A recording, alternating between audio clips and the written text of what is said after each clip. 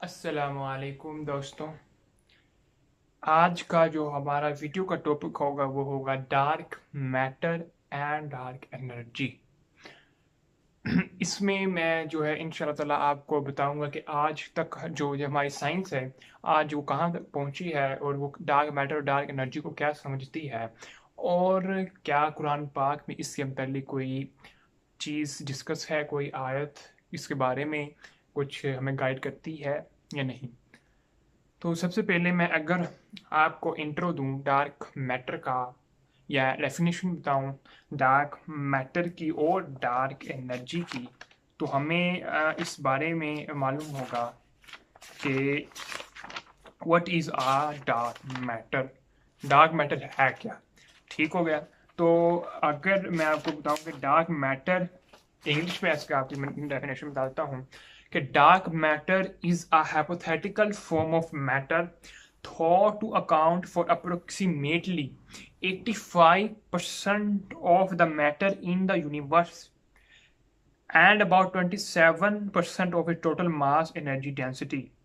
ठीक है, यानी कि कुछ ऐसा हाइपोथेटिकल जो कि हम सोच सकते हैं, ठीक है, वो ऐसा मैटर है जो कि 85% ऑफ द यूनिवर्स का मैटर होल्ड किए हुए है। ठीक है, जो हमें फिजिकल नजर आता है, जो हमें जो गैलेक्सीज नजर आती हैं, हमें जो स्टार्स, हमें ब्लैक होल्स, ये चीजें नजर आती हैं, ये हमारा देखें जो हमने देखा है वो मैटर है जो कि हम फील कर सकते हैं, हम देख सकते हैं। फिजिकल मैटर जो हमें नजर आता है ये है। और जो हमारा ये सिर्फ 5% ऑफ मैटर है जो कि हम देख सकते हैं, और 85% ऑफ द मैटर हम इसका मुशाहिदा ही नहीं कर सकते, मुशाहिदा कर सकते हैं सॉरी, इसको हम देख नहीं सकते।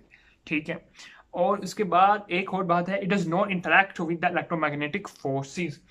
ये इलेक्ट्रोमैग्नेटिक फोर्सेस से इंटरेक्ट ही नहीं करता डार्क मैटर। ठीक है, उसके बाद ये डार्क मैटर जो है लाइट को ना तो इट मीन अब्जॉर्ब करता है, ना इमिट करता है, रिफ्लेक्ट करता है, कुछ भी नहीं। ठीक है, ये कुछ नहीं करता डार्क मैटर। यानी इन द सेंस ये भी हम कह सकते हैं कि हमें इस यहाँ से रिफ्लेक्ट नहीं करता डार्क मैटर एनर्जी। ठीक है, वो लाइट को नहीं करता रिफ्लेक्ट। तो हमें फिर आप सवाल आएगा कि कैसे फिर हमें मालूम हुआ कि क्या इधर डार्क मैटर है या नहीं है। ठीक है, तो तब साइंटिस्ट ने क्या किया कि जब वो ऑब्जर्वेशन कर रहे थे, मुशाहिदा कर रहे थे टेलीस्कोप के ज़रिए, कैलकुलेशन के ज़रिए, तो उन्हें मालूम हुआ, उन्हें एक रिजल्ट पे पहुंचे कि जब हम किसी भी प्लैनेट को स्टडी करते हैं ना, तो उन्होंने देखा कि कोई भी स्टार या प्लैनेट या जब कोई भी फिजिकल बॉडीज है स्पेस के अंदर, वो इन्फ्लुएंस्ड हो रही है किसी क्योंकि वो इन्फ्लुएंस्ड हो रही है कोई ग्रेविटी से। ठीक है, कोई चीज़ उसे पुल कर रही है अपनी तरफ। ठीक है, और उन्होंने कहा कि जब उन्होंने इमेजेस ली तो उन्हें मालूम हुआ कि कोई ना कुछ ऐसा कोई चीज़ है जो कि इनकी ग्रेविटी को, यानी वो अपनी ग्रेविटी से इनको इन्फ्लुएंस कर रही है। ठीक हो गया। और अब इसे 68% जो है ना, अभी अगर हम यूनिवर्स का एक ग्राफ बनाएं और इसमें देखें कि इसमें क्या क्या चीज़ें अवेलेबल हैं, क्या क्या चीज़ें हैं जो इसके अंदर मौजूद हैं, तो 68% जो है वो डार्क एनर्जी होगा, और जो 27% ऑफ डार्क मैटर होगा, और जो मैं पहले बताया वो 85% of the matter in the universe जो है वो ये डार्क मैटर डार्क एनर्जी, यानी वो है account for the end total mass. ठीक हो गया। और इसके अंदर मतलब कि अगर हम रेशियो में देखें ना बेसिकली, तो 60% डार्क एनर्जी है और 27% डार्क मैटर है, और 5% ओनली जो 5% है वो ऑर्डिनरी मैटर है जो कि हम देख सकते हैं। ठीक है, और इसके बारे में काफ़ी रिसर्च चल रही है। सन जो लेबोरेटरी है, सन एक्सेलरेटर्स हैं। ठीक हो गया। और एक यानी वो इसके बारे में रिसर्च कर रहे हैं, और काफ़ी लेबोरेटरी जो है वो इसके बारे में रिसर्च कर रही हैं, और एक पार्टिकल्स की काफ़ी रिसर्च कर रहे हैं जो कि ऐसा पार्टिकल, हाइपोथेटिकल पार्टिकल, वो उसको बनाने की कोशिश कर रहे हैं जो कि डार्क मैटर को हमें डिस्कस करने में आसान हो, जिस तरह का weekly interacting massive particle, W I am जो हो पी पी है पी, ठीक है, पीएस, ये पार्टिकल्स हैं जो कि इस पर काफ़ी रिसर्च कर रहे हैं कि ये पार्टिकल को कैसे हम ऐसी करेक्टरिस्टिक्स दें जो कि डार्क मैटर को सूट करें, डार्क मैटर के पार्टिकल्स को जो है वो सूट करें। ठीक है, अब अगर हम डार्क एनर्जी को इंट्रोडक्शन करें वो क्या है, तो मैं पहले डार्क मैटर को इंट्रो आपको दे दिया और डार्क एनर्जी का इंट्रो दे दिया, उनकी जो डेफिनेशन बनती हैं पॉसिबली वो दे दी। ठीक है, इसके बाद हम देखेंगे इंशाल्लाह ताला कि कुरान पाक में इसके बारे में क्या बताया गया। अच्छा, तो अगर हम डार्क एनर्जी की जो है वो देखें, तो ये एक फिजिकल, इसकी अगर मैं definition, in it is a physical cosmology and astronomical dark energy is none form of energy that attracts the universe। ठीक है, that attracts the universe, ये ऐसी energy, there is some energy present in the universe, in the space, that attracts the bodies towards itself। ठीक है, क्यों? क्योंकि वो खुद इतनी बड़ी है या खुद ग्रेविटी उसकी है जो कि वो अपनी तरफ जो है अट्रैक्ट करती है। that causes the mysterious force that cause a rate of expansion of a universe to accelerate over time। ठीक है, ये कोई ऐसी मिस्टीरियस फोर्स है जो कि एक तो अट्रैक्ट करती है और दूसरा एक्सपेंशन कोस करती है यूनिवर्स की। ठीक है, साइंटिस्ट ने जो है वो रिसर्च की, उन्होंने कहा कि जो हमारी यूनिवर्स एक्सपैंड हो रही है, पहले स्टैटिक कहते थे साइंटिस्ट, फिर कहते हैं एक्सपैंड हो रही है, और उन्होंने कहा जो हमारी फिजिकल बॉडीज़ हैं, हमारा प्लैनेट, सन, सोलर सिस्टम, एवरीथिंग जो कि हमें नज़र आता है, जब उनकी कैलकुलेशन की और एक्सपेंडेशन रेट उन्होंने निकाला तो उनको मालूम हुआ कि एक्सपेंडेशन रेट जो होना चाहिए वो नहीं है बल्कि ज़्यादा है। और वो क्यों ज़्यादा है कि कोई ऐसा मैटर है जो कि उसको एक्सपैंड होने से ज़्यादा, या जो रेट है उससे भी ज़्यादा रेट बढ़ा देता है, और डार्क एनर्जी भी है जो कि इसके पीछे हो सकती है। ठीक हो गया, और ठीक हो गया। जिस इसकी अगर मिसाल हम देख लें तो एक हमारा जो है ना बैलून ले लें। ठीक है, एक बैलून है, उसको अगर हम उसके अंदर हम अगर एयर को डालें, हवा भरें तो वो एक्सपैंड होता है। ठीक है, और अगर एयर को निकालें वो बिल्कुल यानी कि फिर वो अपनी जो है पहले वाली पोजीशन में आ जाएगा। इसी तरह हमारी यूनिवर्स एक्सपैंड हो रही है, साइंटिस्ट भी कहते हैं एक्सपैंड हो रही है। ठीक हो गया, और ये एक्सपैंड का कोज क्या है? डार्क एनर्जी, डार्क मैटर है जो कि इसे एक्सपैंड कर रहा है, और जब एंड होगा इस यूनिवर्स का या तो फिर वो डार्क मैटर कोलैप्स कर जाएगी जो कि सब चीज़ें दोबारा एक सिंगुलैरिटी में आ जाएंगी, या फिर वो इतनी दूर चली जाएंगी कि एक से हमारी जो गैलेक्सी का जो दूसरी गैलेक्सी में नज़र भी नहीं आएगी, हमारे स्टार्स कुछ भी नज़र नहीं आएगा, और टेम्परेचर कोल्ड हो जाएगा, ठंडा हो जाएगा, लाइफ इस जो है ना शट डाउन यानी खत्म हो जाएगी। ठीक हो गया, और अच्छा अब हम बात करते हैं कि इज रियली स्पेस एम्प्टी, यानी कि हमारी स्पेस खाली है या नहीं। तो अब हम ये बड़ा इंपॉर्टेंट बात है कि अगर कोई चीज़ हम स्पेस को सब चीज़ों से ख़त्म कर दें, यानी उसके गैलेक्सी, स्टार्स, एटम्स, पार्टिकल्स, फिर भी क्या कोई स्पेस जो है वो एम्प्टी रह सकेगी, वो खाली रह सकेगी या नहीं? तो साइंटिस्ट कहते हैं कि नहीं, फिर भी कोई ना कोई पार्टिकल्स होंगे जो कि बनते होंगे, टूटते होंगे, फिर बनते होंगे, फिर खत्म होते होंगे, और space is not empty, it will make matter and anti matter. ये बड़ा कॉन्सेप्ट है जो कि काफ़ी जो है इसमें साइंटिस्ट कहते हैं कि मैटर और एंटी मैटर फिर भी बन रहा होगा। ठीक है, अब वो कहते हैं कि मैटर और एंटी मैटर जो है वो बनते हैं, और वो आपको मालूम है कि दोनों इकट्ठे नहीं रह सकते। ठीक है, जब इकट्ठे रहेंगे तो बहुत बड़ी एक्सप्लोजन होगी। तो वो कहते हैं कि एक एक ये भी थ्योरी कह सकते हैं आप इसे, ये डिस्कशन है, इट्स नॉट अ लॉ, और ये इसको यानी एक हाइपोथेसिस, और कह सकते हैं कोई साइंटिस्ट इसके बारे में बिलीव करते हैं कि जब मैटर बनता है उसका एंटी जो है वो या दो मुखालिफ चीज़ें बनती हैं, मैटर एंटी मैटर, एक ब्लैक होल के अंदर चली जाती है और दूसरी बाहर। ठीक है, ये बिलीव करते हैं। ठीक हो गया, तो ये थी कि स्पेस में भी कोई ना कोई चीज़ें हैं, और स्पेस इटसेल्फ क्या है? स्पेस इटसेल्फ पहले तो कहते थे कि स्पेस फाइब्रिक है, यानी कि जो मैंने पहले वीडियो आपने अगर नहीं देखी चेक कर लीजिएगा, इसका मैं आपको इधर आई बटन में दे दूंगा कि स्पेस जो है वो क्या है। तो स्पेस जो है आज नासा कह रही है कि एक कोई वाटर लाइक चीज़ है, ये कोई भी मे भी वाटर। ठीक है, तो ये स्पेस उस लिहाज से आप वीडियो देख लीजिएगा तो ये है। और अच्छा, अब हम कहते हैं कि बेसिकली ये है क्या, यानी अगर आपको मैं शॉर्ट लफ्ज करके बताऊं को डार्क मैटर डार्क एनर्जी है क्या। ये एक ऐसी मिस्टीरियस फोर्स है डार्क एनर्जी, और डार्क मैटर एक ऐसा मिस्टीरियस मैटर है जो कि अपनी तरफ अट्रैक्ट करता है चीज़ों को। और डार्क एनर्जी ऐसी है जो एक्सपेंडेड करती है हमारे यूनिवर्स को, जो कि एक्सपैंड होती चली जा रही है हमारी यूनिवर्स बहुत स्पीड, और यानी कि वो उसके पीछे फोर्स है या कोई ऐसी फोर्स है जो कि हमारी चीज़ों को दूर लेके चली जा रही है। ठीक है। अच्छा, अब हम देखते हैं कि कुरान क्या इसके बारे में बताता है।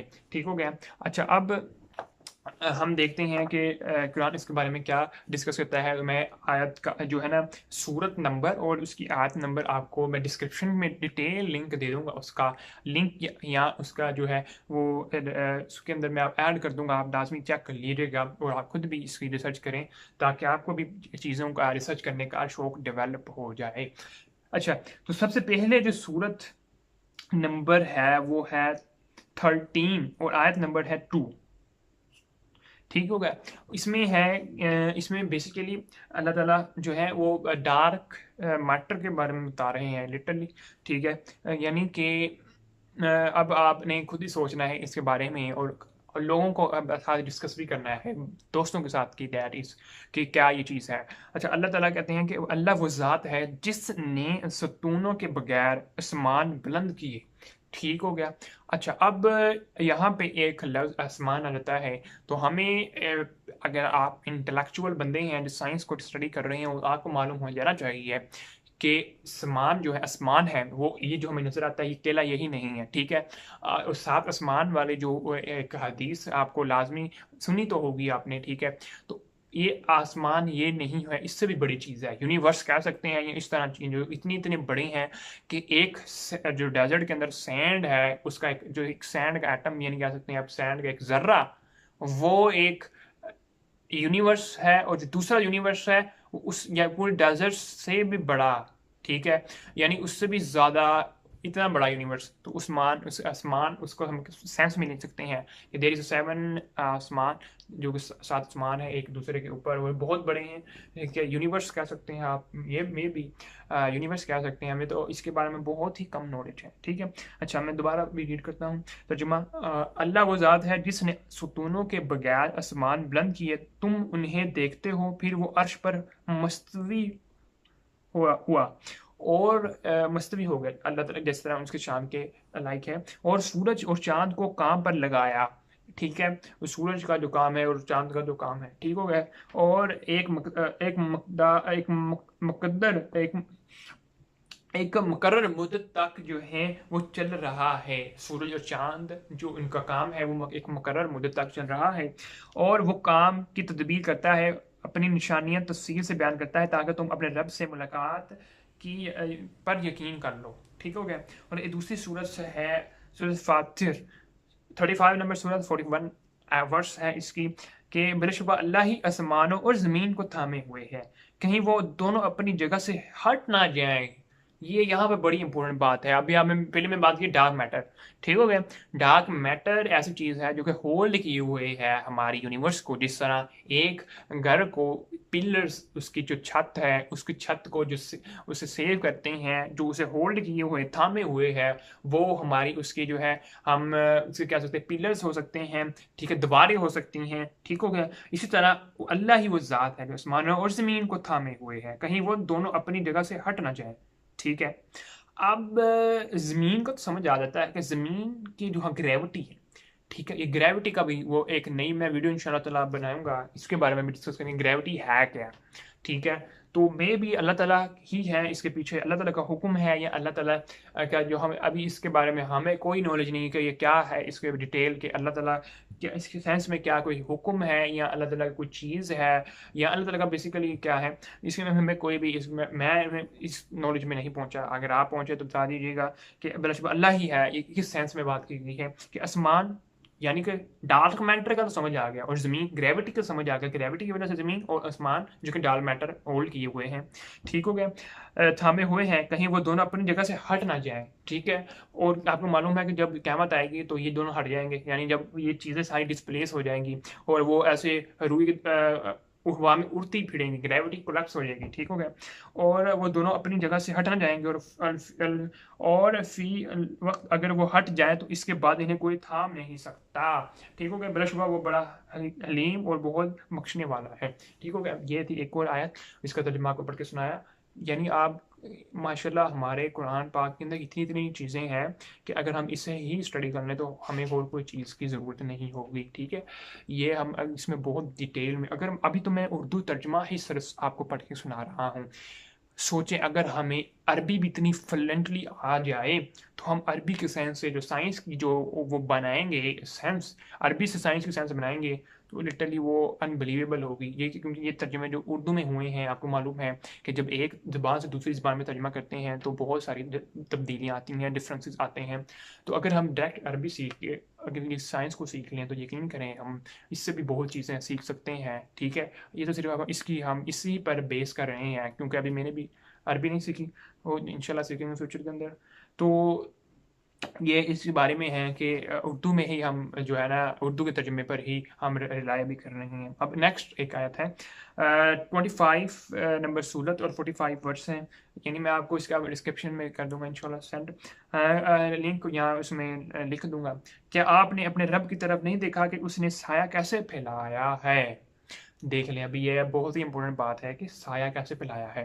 अब हम क्या कहते हैं कि जिस तरह बहुत बड़ा आइंस्टाइन था, मेरा ख्याल मुझे क्लियर नहीं है, मैं कोई भी नहीं कहूँगा, कि टीचर ने पूछा था कि व्हाट इज़ अ डार्क, यानी अंधेरा क्या है। तो वो एक स्टूडेंट्स ने कहा, या आइंस्टाइन थे पता नहीं कौन था, कि जब लाइट, जहाँ पे लाइट नहीं है तो वहाँ पे जो है वो डार्क है। तो उसे सज़ा मिल गई, या टीचर ने उसे सज़ा दी, लेकिन उसने बहुत बड़ी मिस्ट्री सोल्व कर दी थी कि अंधेरा क्या है, जहाँ पे लाइट नहीं होती वो अंधेरा है। सिंपल बात है, ये तो हम शुरू से जानते आए हैं, ठीक है।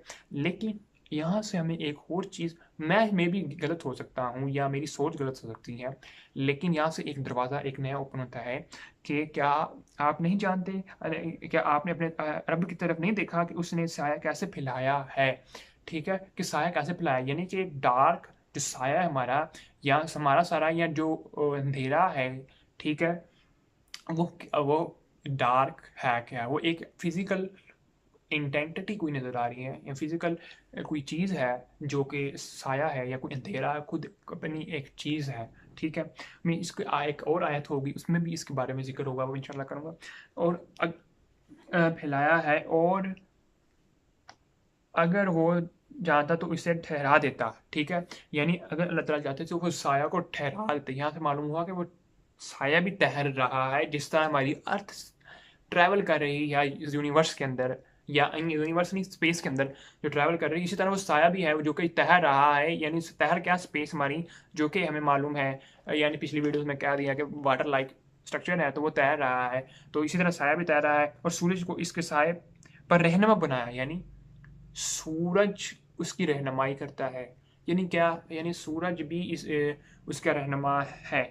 यानी जब सूरज आता है तो वो नहीं आता, और जब सूरज आ जाता है तो वो चला जाता है। यानी इस तरह भी आप साइंस बना सकते हैं, मे भी हो सकता है मैं गलत हूँ, ठीक हो गया। यानी जब साया आता है, जब नहीं, वैसे यानी हमें हमें तो मालूम है कि जब हमारी अर्थ सन के जो है उसके सामने होती है तब सूरज दिन होता है, और उसके जब बैक साइड पे हो जाती है, जब मूव कर रही हो, तो फिर अंधेरा आ जाता है। लेकिन यहाँ से हमें एक और चीज़ पता लग रही है कि देर इज समथिंग जो कि अंधेरा कोज करती है, और देर इज समथिंग जो कि दिन भी कोज करता है। जिस तरह अल्लाह ताला ने बार बार हमें मालूम है कि अल्लाह ताला ही है जिसने दिन और रात बनाया, ठीक है। अल्लाह ताला ने ये भी कह सकते थे, यानी इसमें ये भी हो सकता था कि हमने सूरज को बनाया, और वो भी है, लेकिन ये दिन और रात का अलग से बात करना ही इस बात का सबूत है इस दिन और रात भी हो सकते हैं, एक अदर चीज़ जो कि हमें अभी तक नहीं पता, ठीक है। अच्छा, एक और आयत है सूरत अल-आराफ की 7, इसका भी मैं आपको डिस्क्रिप्शन दे दूंगा। बेशक तुम्हारा रब वो अल्लाह है जिसने आसमान और ज़मीन को 6 दिनों में पैदा किया, फिर वो अर्श पर मुस्तवी हो गया, और वो दिन को रात से इस तरह ढांपता है। देख लें आप, यहाँ पे गौर करने वाली बात है, दिन को रात से इस तरह ढांपता है कि वो रात जल्दी से इस दिन को आ लेती है, ठीक है। और इसने सूरज चांद इस तरह पैदा किए कि वो अल्लाह के हुक्म की पाबंद कर दिए गए। यहाँ से आप फिर समझ सकते हैं कि देयर इज समथिंग दैट कि दिन और रात एक फिजिकल चीज़ है, ठीक हो, ये भी इसका सबूत बन गया, ठीक है। और आगाह रहो कि एक और सूरत अल अंबिया की सूरह नंबर 21 आयत नंबर 104 के आगाह रहो कि पैदा करना और हुक्म सादर करना इसके लिए रवा है, अल्लाह रब्बुल आलमीन बहुत बाबरकत है।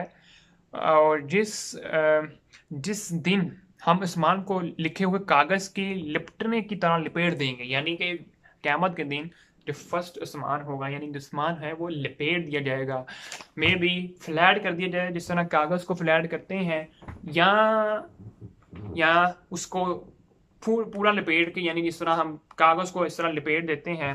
मिसाल के तौर पर मैं अगर आपको देखूं तो ये है कि लिखे हुए कागज़ की तरह लपेट दिया जाए, यानी या तो इस तरह लपेटना हो सकता है, मेरे जो समझ में आता है, या फिर ये हम इसको, मैं स्पेस को इस तरह नहीं समझा सकता आपको, लेकिन स्पेस को इस तरह फ्लैट कर दिया जाए, ठीक है। ये पूरा फर्स्ट यानी स्पेस पूरी ही क़यामत का जो है यहाँ पे हमारा साहब हो जाएगा, यानी जो पहला आसमान है या स्पेस है, इसी पर सारे दुनिया इसी पर जमा हो जाएगी, ठीक है।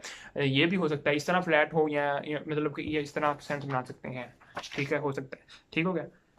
जिस तरह हमने पहली तख्लीक की इब्तिदा थी, इसी तरह हमने फिर इसका आदा करेंगे, यह वो वादा है हमारे ज़िम्मे, बेशक हम इसको पूरा करने वाले हैं। यानी कि यहाँ से एक बात अखज़ कर सकते हैं कि अल्लाह ताला बार बार ये इवेंट्स हैं दोबारा दोहराते हैं, ठीक है। जिस तरह अभी यानी कि हम आए दुनिया में, पीछे जब दुनिया में इंसान आया, फिर ख़त्म होगा, क़यामत आएगी, फिर इंसान होगा, फिर क़यामत आएगी, यानी कि ये साइकिल रिपीट होता चला जाता है। जब इंसान बनता है, यानी तख्लीक से, यानी सारी चीज़ें, ठीक है। जब क़यामत आएगी फिर सब कुछ हो जाएगा, फिर मे भी अल्लाह ताला दोबारा सिस्टम कहते हैं हम जन्नत में हो, ठीक है, जन्नत जहन्नम का सारा हमारा जो हम इस दुनिया में हमारा हो जाए, और उसके बाद इस दुनिया के अंदर, ठीक है, क्योंकि हम जब और नाज़ुबिल्लाह अल्लाह ताला हमें बचाए, जहन्नम में जब होंगे तो हम यहाँ से बरी होंगे, ठीक है। तो क्या पता यहाँ पे भी वो साइकिल दोबारा रिपीट होते हों, हमें क्या पता, लेकिन यहाँ से हमें सांस मार दी जो मैं आपको आया थे ये होते हैं। अब एक और सूरत है नूर, ठीक है, सूरत नूर आयत नंबर 44, सूरत नंबर 24, अल्लाह ही रात और दिन को उल्टा पलटा रहता है, बिलशुबा इन निशानियों में अहल नज़र के लिए सामान्य इबरत है। यहाँ से फिर दिन और रात, वो अगेन ये भी उसका काउंटर आर्गूमेंट बनते हैं कि दिन और रात भी एक चीज़ हो सकती है, ठीक है, फिजिकल चीज़। और ये एक और आयत है कि सूरत यासीन की 37 नंबर आयत, जो यासीन 36 नंबर सूरत है, और दिन के लिए एक निशानी रात है, हम उससे दिन को खींच निकालते हैं, और फिर उन दिन ख़त्म होने पर यकायक वो अंधेरे में डूब जाते हैं। ये भी एक बहुत इंपॉर्टेंट आयत है इसके बारे में, ठीक हो गया। और एक ठीक हो गया। अब इसके बारे में एक और है, सूरज के ना सूरज के लायक है वो चांद को पाले, और ना दिन रात से पहले आ सकता है, रात दिन से पहले आ सकती हैं, पर हर एक अपने मदार में तैरते फिरते हैं, यानी कि दिन और रात भी तैरते हैं। That is a very important argument for that के दिन और रात भी है पॉसिबल हैं, ठीक है, वो भी तैरते हैं। यानी अब ये डार्क एनर्जी डार्क मैटर भी हो सकता है जो कि तैरता है, ठीक हो गया। अब क्योंकि मैं अभी यहाँ से एक और चीज़ प्रूव करता हूँ कि सूरत तौकीर की आयत नंबर 15 to 18, जिसमें अल्लाह ताला फरमाते हैं, चाचा मैं कसम खाता हूँ पीछे हटने वाले, बैक। अभी यहाँ से समझ आई कि ये हमारा अगर अर्थ है तो वो सितारा है, वो पीछे हटने वाला, पीछे होता है वो, ठीक हो गया, वो आगे नहीं, यानी पीछे है। चलने वाले छुप जाने वाले तारों की, छुपते कौन से हैं, ठीक हो गया। और रात की जब वो चली जाती है और सुबह की जब वो रोशन हो जाती है, यहाँ रात चली जाती है, यानी फिर वही उसका बार बार हर कितनी आयत के अंदर, यानी कि कुरान बार बार इसी बारे में ही हमें बता रहा है कि रात भी एक फिजिकलिटी है, सुबह भी। और वो तारे स्टार्स हैं वो डार्क मैटर है, मेरा ख्याल है, ठीक है, गलत भी हो सकता हूँ, जो कि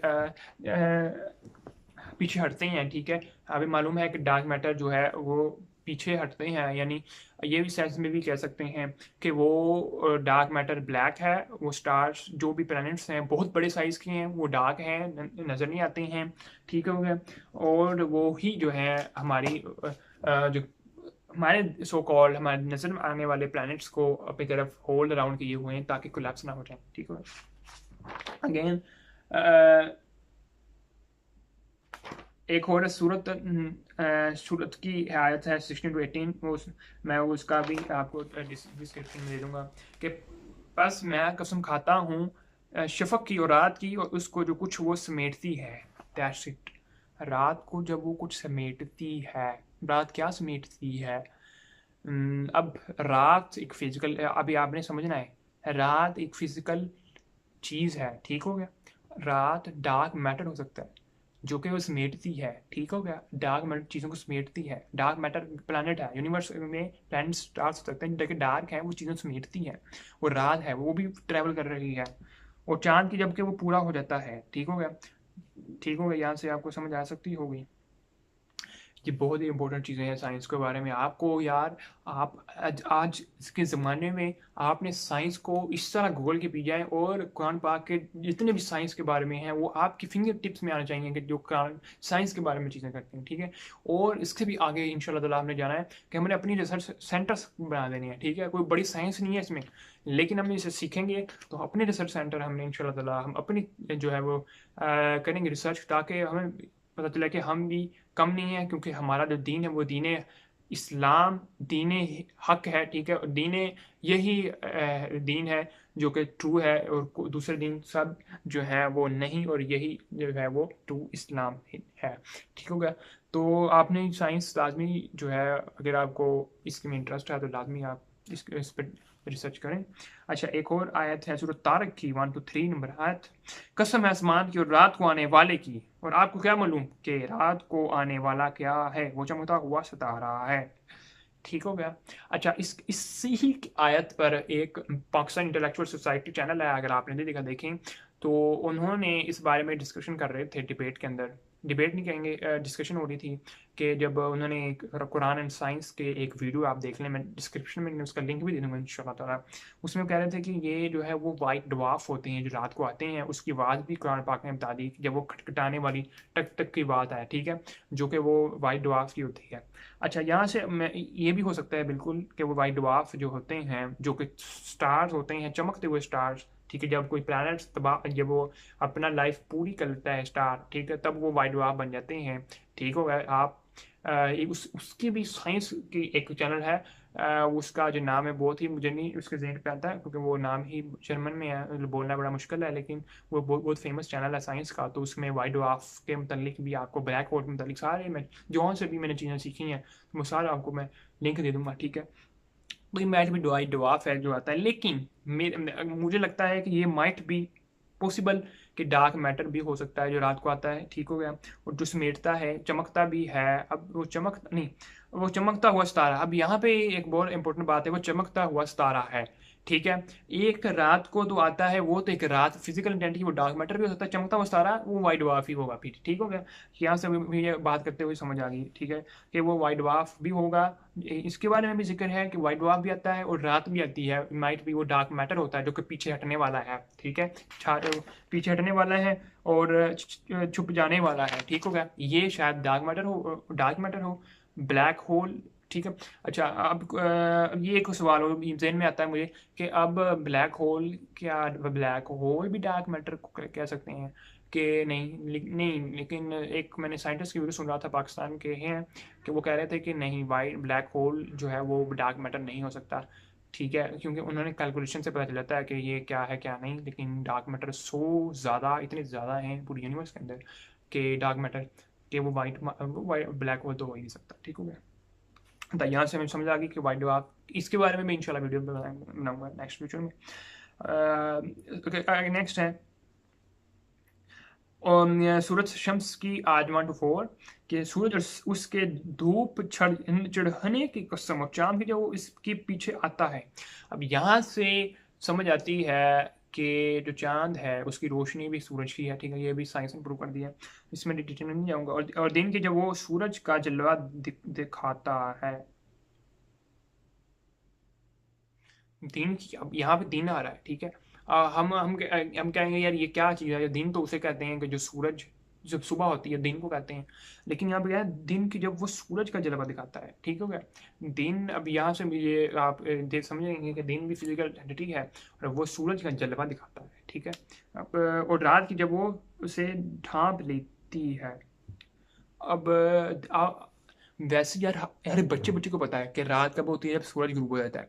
अब यहाँ पे एक और चीज़ है कि रात को जब वो इसे ढांप लेती है, यानी वो सूरज को वो दिन को ढांप लेती है रात। ठीक है, इतनी इतनी क्लियरली इंडिकेशन है कि there is something dark matter, ठीक हो गया। जो कि इसे मे भी मेरे ख्याल से गलत भी हो सकता हूँ, वो हो सकता है, ठीक है। आप भी रिसर्च करें और लोगों को भी इसकी तरकीब दें, ठीक है, ताकि हमारे हर घर के अंदर साइंटिस्ट हो, जो कि साइंस को, क्योंकि हमारी इसके लिए बहुत ज़्यादा इंपॉर्टेंट ज़रूरत है, क्योंकि आज दुनिया साइंस की तरफ जा रही है और हम जो है वो टिकटॉक के ऊपर ही अपने हज़ारों घंटे वॉच टाइम मिनट्स सर्व कर रहे हैं, ठीक है। वीडियो काफ़ी लंबी हो गई है, इसके लिए माजरत, लेकिन इसके बारे में इतना ही बनता था कि इसे डिस्कस किया जाए। और अगर इस समरी में बयान कहूँ तो चंद मिनट दीजिए, मैं इसका जितना भी मेरे आधे घंटे की गुफ्तगू है वो कंक्लूड करूँ तो हमें समझ आएगी कि डार्क मैटर ऐसी चीज़ है जो कि बहुत बड़ी है, ठीक हो गया, और वो अपने अंदर चीज़ों को इंटरेक्ट करती है, ठीक हो गया। और वो खुद एक प्लैनेट हो सकता है, डार्क हो, स्टार हो सकता है जो डार्क हो, ठीक है, और वो अपने अंदर ग्रेविटी की वजह से अपने आप को पुल कर रही है, चीज़ों को अपनी तरफ खींच रही है। डार्क एनर्जी जो कि यूनिवर्स को एक्सपैंड करवा रही है, ठीक हो गया, और यूनिवर्स एक्सपैंड हो रही है, और ये एक पिलर्स हैं और द यूनिवर्स के जो उसे होल्ड किए हुए हैं, ठीक है। जिस तरह अब हम अंगूर खाते हैं, जब अंगूर के जब वो उसकी जब होती हैं तना, ठीक है, और उसकी जो शाख है, यानी अगर दरख्त की शाखें, ठीक है, अब दरख्त की शाखें होती हैं, वो माइट भी वो डार्क मैटर रोल प्ले करता है इस यूनिवर्स के अंदर। और जो पत्ते होते हैं वो प्लैनेट्स, शायद इस तरह भी हम एनालॉजी बना सकते हैं, जो पत्ते हैं वो जो है वो हमारे स्टार्स प्लैनेट्स हैं, और जो इसके पीछे उसकी जो है शाखें हैं वो डार्क मैटर हो सकता है, ठीक है। अच्छा, डार्क मैटर डार्क एनर्जी जो हो गया कि जो कि इस यूनिवर्स को होल्ड किए हुए हैं। ये थी आज की वीडियो, आई थिंक कि आपको पसंद आई होगी, और इंशाल्लाह ताला नेक्स्ट फ्यूचर के अंदर हम बहुत सारे टॉपिक्स के अंदर डिस्कशन करेंगे। टाइम ट्रैवल की तरफ तो मैं इंशाल्लाह ताला बहुत डिटेल के अंदर जाएंगे हम, कि टाइम ट्रैवल पॉसिबल है या नहीं है, और डिटेल में या डिटेल में भी जा सकते हैं, लेकिन ओवरव्यू हम देते होंगे लाजमी इंशाल्लाह टाइम ट्रैवल के बारे में, बिग बैंग के बारे में, ठीक हो गया, मल्टी यूनिवर्स कंसेप्ट के बारे में, और भी कौन सारे कंसेप्ट हैं, ठीक है। अच्छा, अब और जाने से पहले मैं ये कहता चलूँ कि मेरी जो वीडियोस मैं बना रहा हूँ इसके बारे में आपको कहना चाहता हूँ कि इसमें रिसर्च जो है, जितना मुझे टाइम मिला या जितनी चीज़ें हैं वो बहुत ही लिमिटेड है, ठीक है। कोई ये भी बंदा कह सकता है कि ये इसका चीज़ें ये गलत है, ठीक है, वो मुझे लाजमी कमेंट में बता दे, ठीक है, क्योंकि कोई भी चीज़ परफेक्ट नहीं हो सकती, ठीक है।